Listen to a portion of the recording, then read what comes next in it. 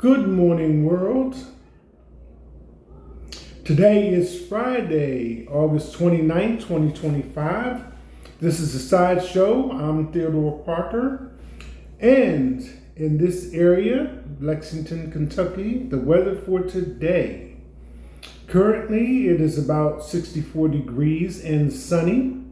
Not quite 9 a.m. on Friday. For the most part today, it will be more sun than clouds, highs in the low 80s and lows in the low 50s, up to 83 degrees. And the September outlook, weather-wise, is available on the Weather Channel. And for those of us in this area, we can expect the same as yesterday. Currently, the weather is good for running, for cycling, and for gardening. The AQI is good at 28. The UV index is low, although it has a tendency to rise to high in the afternoon. The wind is calm at 2 miles per hour, and humidity is at 73%. Today's sunrise was at 7:05 a.m.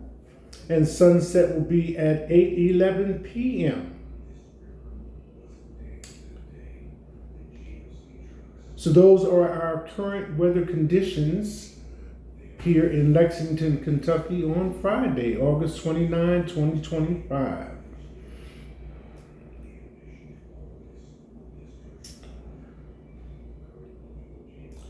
You may or may not have noticed that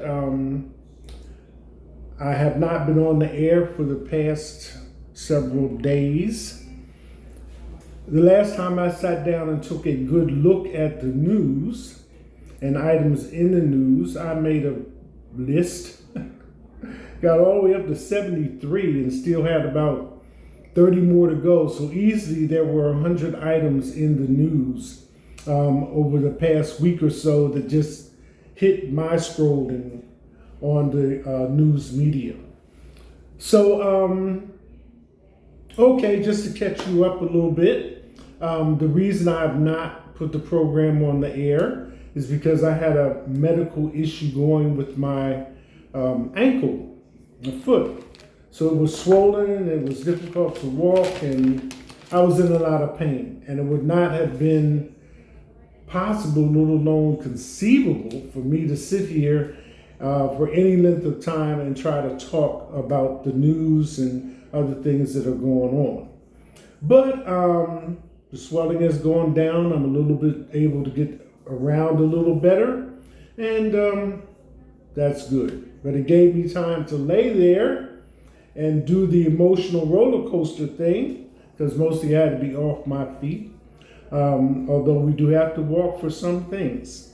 So that's what's been going on with me. And then it gave me time to think. Last year, this time in August, there were a few things going on which came out well, but there was a lot of emotional family issues that were happening at the same time. But here we are a year later to talk about it. So let's get into today's headlines for Friday, August 29, 2025. The first one person shot, business hit by bullets in early morning Lexington shooting. So that's right here in our city.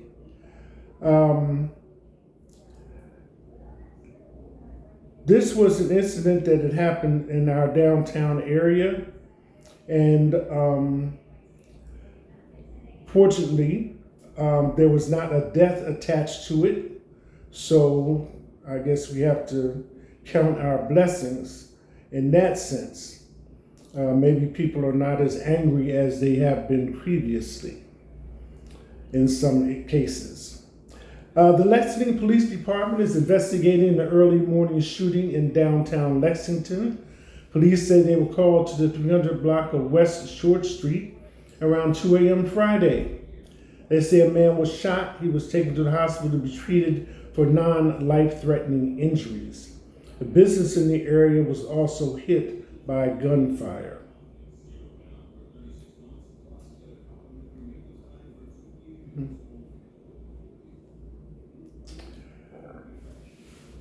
Police investigating infant's death near downtown Lexington. A death investigation is underway after an infant died in Lexington, according to the Lexington Police Department. Officers received a report Wednesday of an unresponsive infant in the 400 block of Park Avenue. The infant was declared dead sometime later, according to police. Police did not indicate what time the call was made or when the infant was declared dead.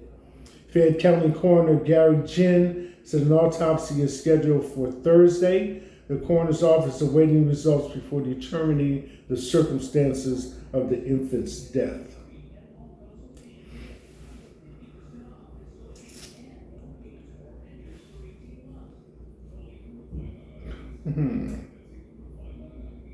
Jesus Reyes Rodriguez released in teen death investigation.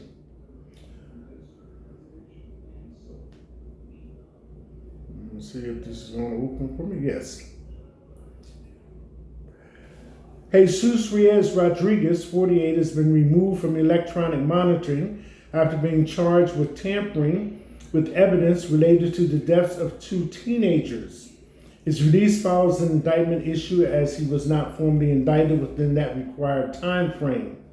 Reyes Rodriguez is connected to the case through his son, who faces murder charges related to the teenagers. The investigation continues as police search for further evidence linked to the case. If you remember, one of the programs I mentioned, a person's riding license being revoked or suspended, whichever the case is appropriate, not renewed anyway.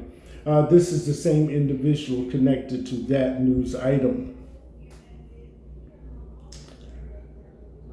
Still in Lexington, no injuries reported following fire at Lexington car dealership. According to a Lexington Fire Department battalion chief on scene, crews received multiple calls regarding the fire around 9:20 p.m. When they arrived, smoke and flames were visible but were under control in approximately 30 minutes. Battalion Chief told LEX 18 that he believed the building was set to be torn down. The cause of the fire remains under investigation and no injuries have been reported.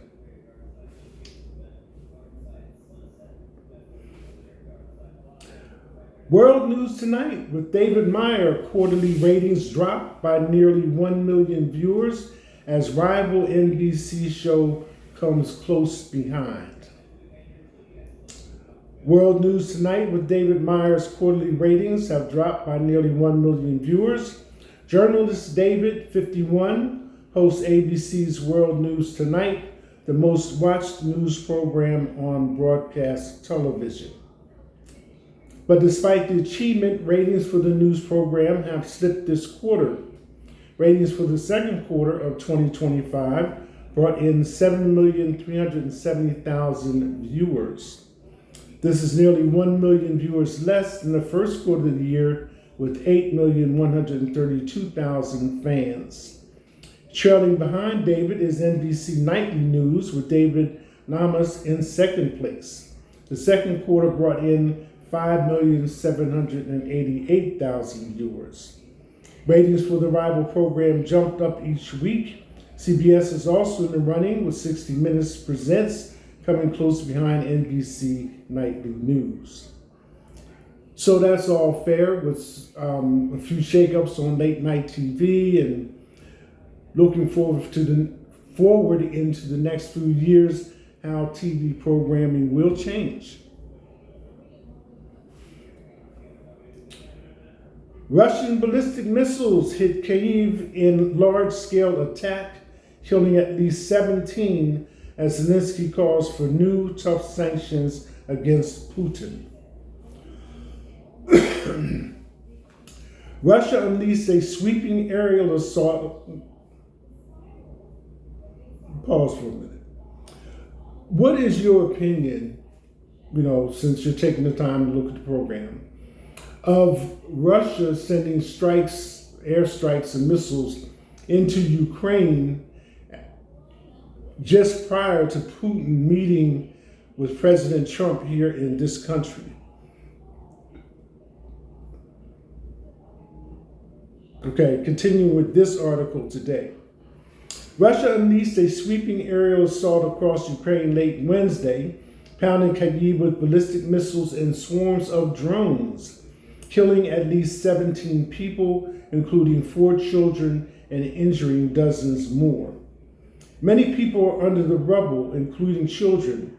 Andriy Yermak, top advisor to Ukrainian President Vladimir Zelensky, told the Post. The barrage began around 9:30 p.m., setting off air raid sirens and prompting urgent shelter notification warnings in nearly every region nationwide.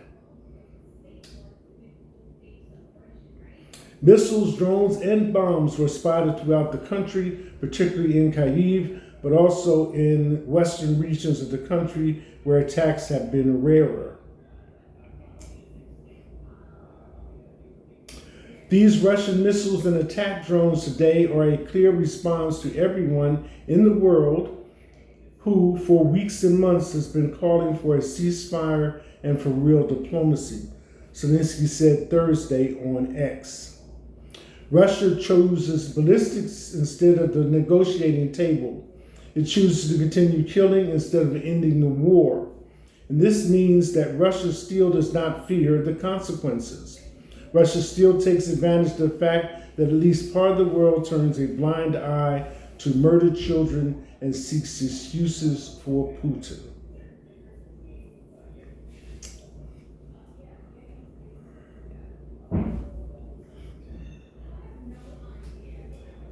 No deal. DeSantis says 3 million signatures on a petition for leniency towards driver in illegal U-turn will change nothing. Florida Governor Ron DeSantis says there will be no deal for the truck driver in the now infamous U-turn crash, despite the 3 million signatures on a petition promoting leniency. 28-year-old Harjinder Singh was involved in an illegal U-turn crash in Florida earlier this month that killed 3 people. Since then, information about his illegal immigration status, how he obtained a CDL, his lack of English proficiency, and more have driven the 6 charges against him. All felonies under federal law, reported Fox News. Now, a Change.org petition has gained over 3 million signatures as of 11:30 a.m. on Tuesday, August 26, calling for a fair sentencing for Singh. Excuse me. This was a tragic accident, not a deliberate act. The petition reads, while accountability matters, the severity of the charges against him does not align with the circumstances of the incident. The incident was a catastrophe, not a criminal act. The driver has no prior record and fully cooperated with authorities, the petition continues. The petition cites Aguilera Madero's case as precedent for the petition, stating that the massive outcry and 5 million signature petition worked to convince Governor Jared Polis to reduce the driver's sentencing from 110 years to 10 years with the potential for parole after 5. In response to questions about the petition's effectiveness, Governor DeSantis' office has said no deal. In Florida, criminal actions have consequences.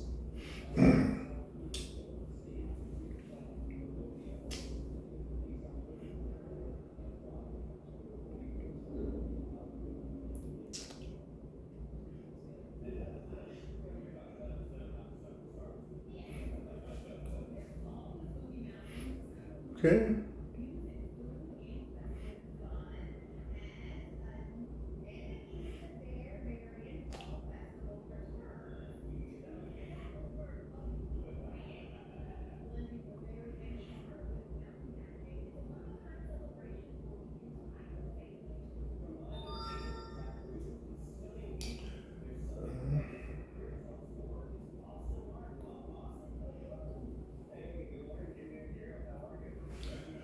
Robert Kennedy Jr. announces end of FDA COVID mandates, clears Moderna, Pfizer, Novavax for high-risk groups.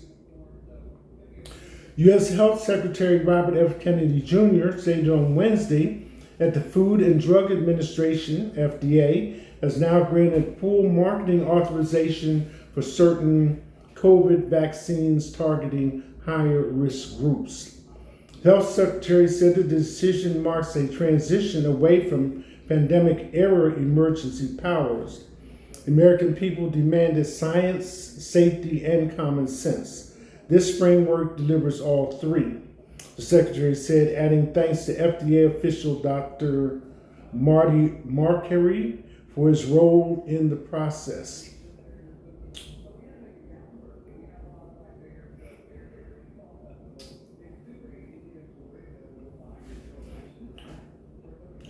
My excuse to him was I grew up in an apartment and I need some space. Michael Beasley regrets not listening to Pat Riley's advice when he first got to Miami. Many describe Michael Beasley as one of the most talented players they have ever seen. The Miami Heat felt the same way when they decided to draft him with the number 2 overall pick in 2008. But Beasley never fulfilled his potential. Looking back, he regrets not listening to Heat President Pat Riley's advice when he first got to Miami, because that's where all his troubles began. If I did it all over again, I would have listened to Pat Riley. Pat Riley told me to get a condo, get 2 bedrooms, one for my mom when she's coming to town, and everybody else figure it out. I went the polar opposite, and my excuse to him was I grew up in an apartment and I needed some space. Beasley signed a 3-year rookie deal worth $14 million with the Heat, with a 3rd year a team option. Being from Maryland, Riley advised him not to spend a fortune on his accommodations. However, Beasley insisted and brought a 6-bedroom mansion. He also purchased 3 dogs and had 4 friends live with him in his huge residence. It turned out to be a big mistake. After getting into financial trouble, Beasley started making personal mistakes that led to his exit in Miami and Minnesota, where he was traded. When he got to Phoenix, the late Lance Blanks, the Suns GM, gave him the same advice as Riley after he signed a 3-year, $18 million deal with the team in 2012. But he still did not listen. I thought it was intrusive, but Lance Blanks literally came to my house. He moved me out of my house and moved into a condo right across the street from Phoenix. But then he moved somebody in there to keep an eye on me. That's the same thing Pat did. Pat got me a condo and he kept somebody outside the front door to make sure he was clocking me. And that part made me feel like I was in a cage. But at the same time, I wish I listened to them, because they just wanted to lock in and just hoop, he added.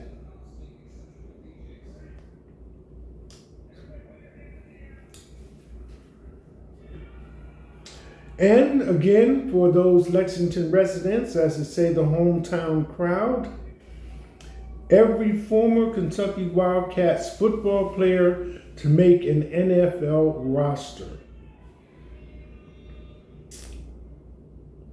The Kentucky Wildcats football team is set to begin the college football season this weekend against Toledo. Meanwhile, just after that, the NFL season is also scheduled to begin, featuring a number of former Wildcats living out their dreams. So here's a list of you, for those of you who are interested, of all the former Wildcats who are currently on 53-man rosters for all 32 NFL teams. And it starts with the running backs and goes forward from there.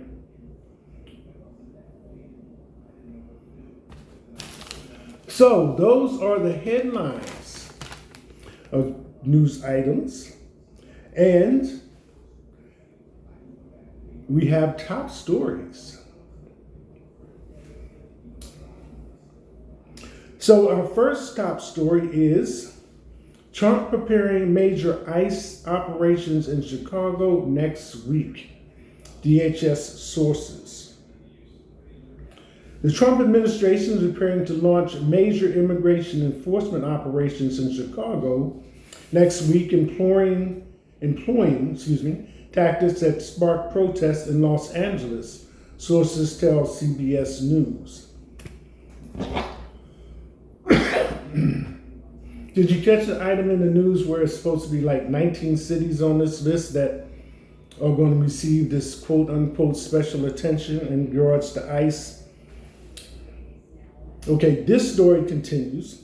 2 senior DHS officials confirmed the administration is preparing to expand immigration arrest operations mirroring the activations in Los Angeles in the spring. The operations should start as soon as September 5, the sources said. The operations in Los Angeles included armored vehicles, tactical gear, and weaponry. Sources say the same tactics are expected to be deployed in Chicago. In June, Trump deployed the National Guard to Los Angeles and massive protests against immigration and customs enforcement actions there. At the time, Chicago officials said they were told the president was sending ICE tactical units to Chicago as well. Chief of Staff Cristina Pacion-Zayas said at the time that the city has received word the tactical teams are given 48-hour notice to stand by and be ready to deploy. But those tactical units never materialized in the city. It was not immediately clear if this immigration operation is part of that apparently stunted immigration enforcement effort or a separate operation. Sources said these plans are separate from President Trump's push in recent weeks to deploy the National Guard to Chicago to fight city crime. So this makes a distinction between what's going on with ICE and what the president has stated has been an uptick in crime activity in the nation's capital and now extending outside that area as well. Sources said these plans are separate from President Trump's push in recent weeks to deploy the National Guard to Chicago to fight city crime. Illinois Governor J.B. Pritzker and Chicago Mayor Brandon Johnson have forcibly pushed back against those plans. With Pritzker warning Trump earlier this week, Mr. President, do not come to Chicago. You are neither wanted here nor needed here.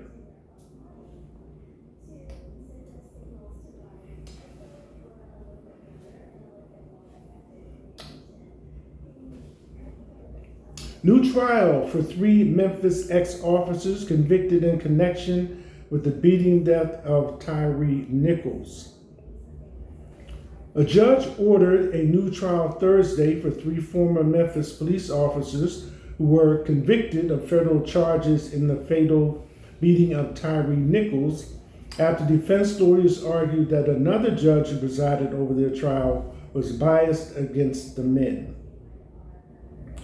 U.S. District Judge Cheryl H. Lippman issued the order for a new trial for Tadarius Bean, Demetrius Haley, and Justin Smith, who were found guilty in October 2024 of obstruction of justice through witness tampering in the beating death of Nichols after he fled a traffic stop.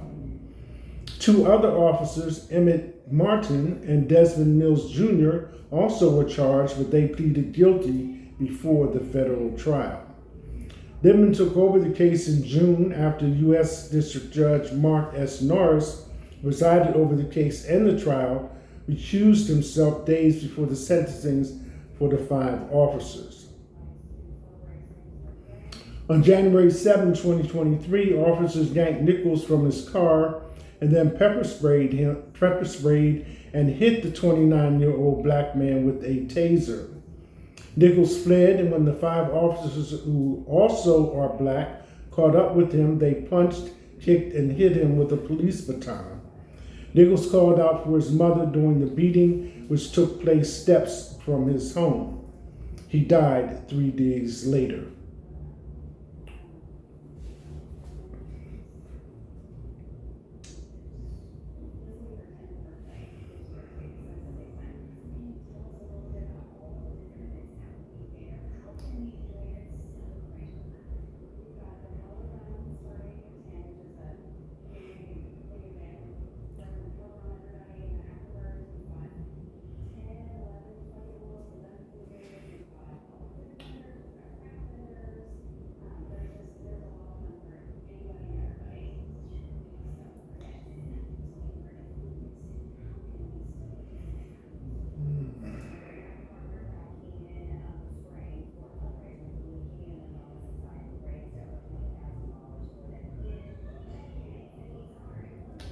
Takes a couple minutes sometimes, folks, to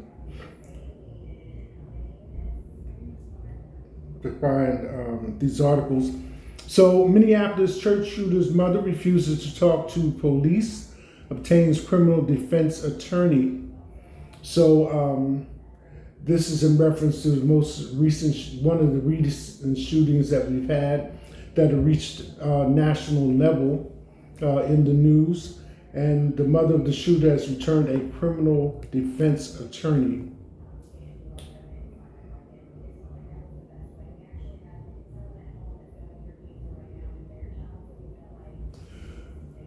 Lawyers ask judge to order Trump admin to stop vilifying Abrego Garcia in remarks. Officials across the Trump administration have attacked Kelmar Abrego Garcia in numerous highly prejudicial, inflammatory, and false statements, his attorney said on Thursday. In a court filing, Abrego Garcia's lawyers asked a court in Tennessee to order all Department of Justice and Department of Homeland Security officials to refrain from making extrajudicial comments that pose a substantial likelihood of materially prejudicing the proceedings.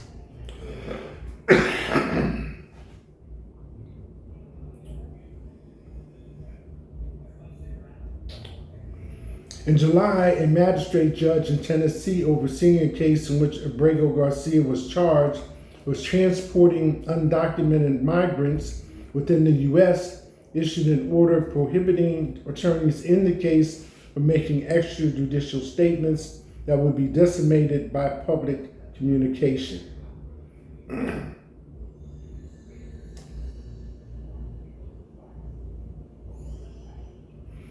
In the filing Thursday, however, his lawyers wrote that numerous government officials have vilified him in the media, and these basic public attacks have continued even after he was indicted in this district.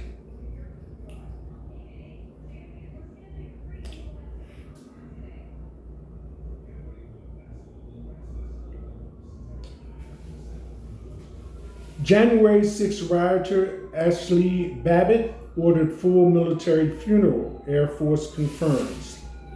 Babbitt, 35, was an Air Force veteran who was fatally shot by Capitol Police while protesting Donald Trump's defeat in the 2020 presidential election.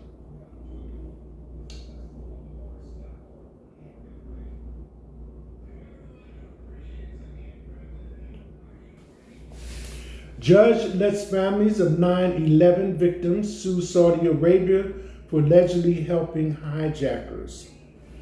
A federal judge in New York denied a motion by the Kingdom of Saudi Arabia to dismiss a lawsuit brought by families of 9/11 victims who are seeking to hold the Middle Eastern country responsible for potentially providing support to the hijackers, allowing the suit to proceed. The ruling is the latest in a long-running lawsuit seeking to hold the Saudi government liable for al-Qaeda's attack, a case that has been described by lawyers for the plaintiffs as a labyrinth. Saudi Arabia had the suit temporarily dismissed in 2015 before the dismissal was overturned by a federal appeals court.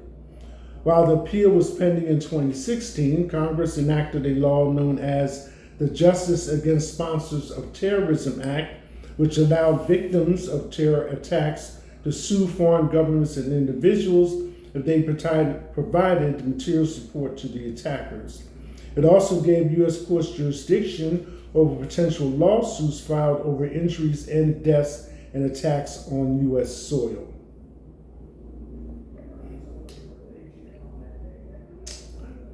And here's one for the times in which we are living. Took me a minute to catch up. Maybe some of you had to take a second look as well. Cracker Barrel customers in the company's hometown weigh in on logo. If something's not broke, don't fix it. This also has a video with the interviews, a couple of residents of the town and patrons of Cracker Barrel. Cracker Barrel has received immense backlash over a controversial decision to change its logo, and despite the company reversing course, customers are speaking out. If you were like me initially, you may not have noticed the new logo does not have the man sitting by the Cracker Barrel. Okay. Founded in Lebanon, Tennessee in 1969, the company unveiled its new logo last week as part of its new branding campaign, eliminating the image of a man resting on a barrel in favor of a text-only logo for the first time since 1977. On Tuesday, the company announced it would drop its new logo and keep the old-timer in place. Fox Business on Wednesday spoke with diners outside of Cracker Barrel in Lebanon, Tennessee, the company's hometown east of Nashville, to get their reactions to the logo change and subsequent reversal. We didn't like it, Yolanda Morrow, who frequently drives at Cracker Barrel with her husband, told Fox Business, if something's not broke, don't fix it. I'm glad it's gone back. Her husband Eddie added that he was glad everybody rebelled like they did.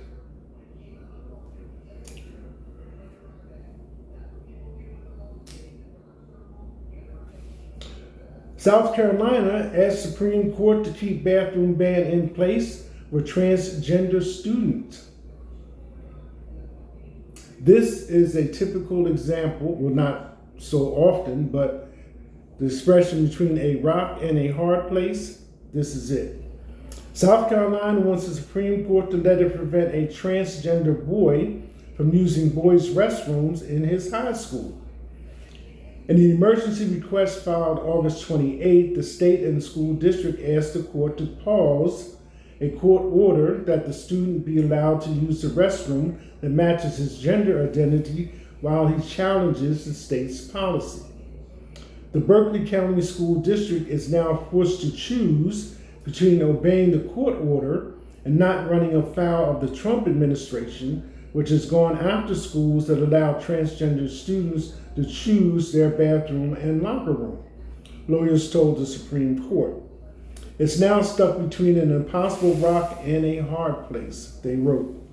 The state legislature in 2024 included in the state budget a requirement that public school students use the bathroom or locker room that corresponds with their birth sex rather than their gender identity. As a transgender teen identified as John Doe sued, all students deserve to feel safe and supported in school, including my son, his father said at the time. On August 12, the Richmond-based 4th U.S. Okay, so that covers that one.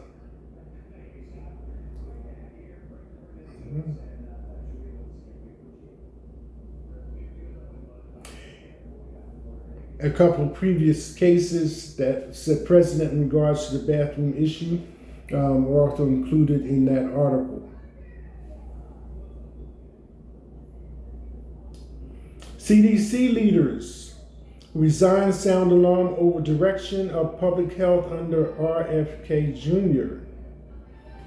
CNN's Caitlin Collins speaks with three former CDC leaders who resigned after decades of public service in the wake of CDC Director Dr. Susan Monterey's departure amid clashes with HHS Secretary Robert Kennedy Jr. over vaccine policy.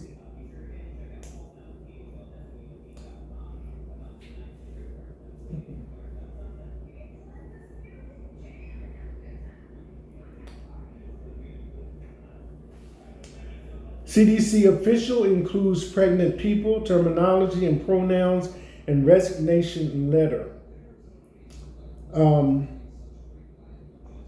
A Center for Disease Control and Prevention official who posted his resignation letter on social media used the term pregnant people and capped off his missive by including he, his, him pronouns after his name. I'm writing to formally resign from my position as director of the National Center for Immunization and Respiratory Diseases at the Centers for Disease Control and Prevention, effective August 28, 2025, close of business. Dr. Demetria Dasakalis wrote in a lengthy post on X. Dasakalis accused President Donald Trump's administration of attempting to erase transgender populations. For decades, I've been a trusted voice for the LGBTQ community when it comes to critical health topics. I must also cite the recklessness of the administration in their efforts to erase transgender populations, cease critical domestic and international HIV programming, and terminate key research to support equity as part of my decision, he wrote. The inclusion of pronouns in the term pregnant people caught people's attention. This recognition is a huge win for the Trump administration and the American people. We don't need anyone who can't understand basic biology working at the CDC, noted Jeremy Redburn, Communications Director for Florida Attorney General James Altemeyer.